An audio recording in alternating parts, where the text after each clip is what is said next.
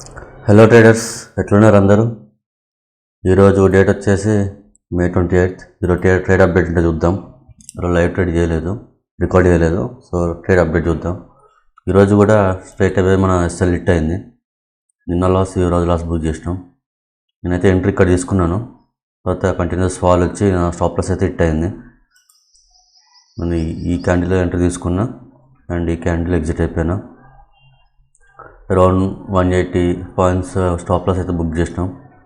Which is around 2700 loss అయితే book చేసినాం మనం. సెటప్ అయినా చూద్దాం గైస్. సో మార్కెట్ అప్ ఇస్తుంది. అప్ ఇచ్చి ఈ 49,500 లెవెల్ దగ్గర ఈ బ్రేక్ అయ్యి మనకు మళ్ళీ రీటెస్ట్ అయ్యింది అండ్ వీళ్ళు ఎస్ఎల్స్ తిన్నది ఫాల్ అయింది. ఇక్కడున్న బయర్స్ స్టాప్ లాస్, ఇక్కడున్నవి అందరి స్టాప్ లాస్ తిన్న తర్వాత మార్కెట్ ఈరోజు ఆల్మోస్ట్ ఈ లెవెల్లో ఓపెన్ అయింది.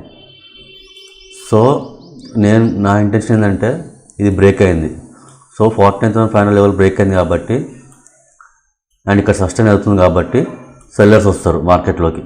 ఓకే, అండ్ మార్కెట్ ఇక్కడ ఓపెన్ అయింది, ఇక్కడ రీటెస్ట్ అయ్యింది. ఎగ్జాక్ట్ ఈ క్యాండిల్ దగ్గర హ్యామర్ క్యాండిల్ ఫామ్ అయింది. 49,500 లెవెల్ దగ్గర ఫామ్ అయ్యి మళ్ళీ ఫాలో అవుతుంది.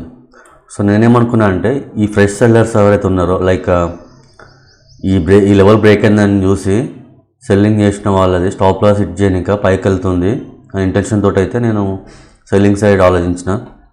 కానీ మార్కెట్ ఇక్కడ నుంచి ఫాల్ అయిపోయిన స్టాప్ లాస్ తిన్నది. మళ్ళీ ఇప్పుడు ట్రై చేస్తుంది.